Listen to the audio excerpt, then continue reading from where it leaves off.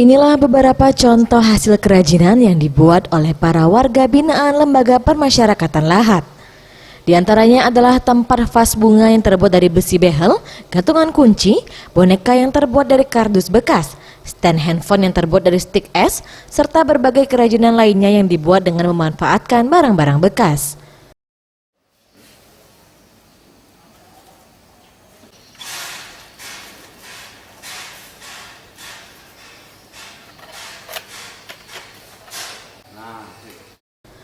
Untuk membuat kerajinan-kerajinan tersebut, warga binaan ini membutuhkan waktu 1 hingga 2 minggu untuk menyelesaikan satu buah kerajinan, tergantung tingkat kerumitan dan ketersediaan bahan baku.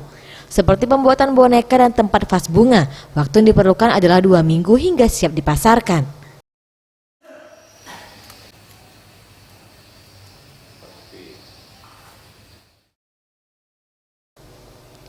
PLH Kasih Bimbingan Kerja Abdul Nizar mengatakan, Lembaga Permasyarakatan Lahat menuturkan pihaknya masih kesulitan untuk memasarkan hasil kerajinan warga binaannya, sehingga mereka hanya memasarkan kerajinan ini di hari-hari besar nasional dan keagamaan kepada pengunjung lapas.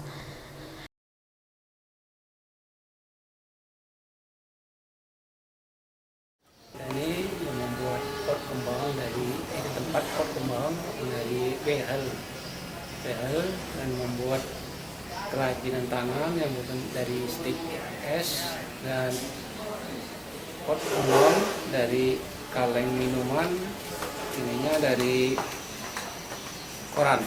Pasarkan cuma masih belum ini kan, cuma kalau waktu pasar lebaran kita pasarkan, pasar ada yang berkunjung, banyak yang peminatnya.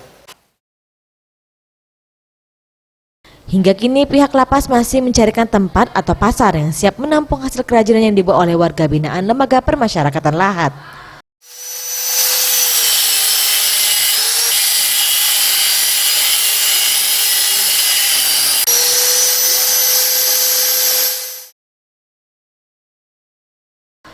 Tim Liputan Sriwijaya TV.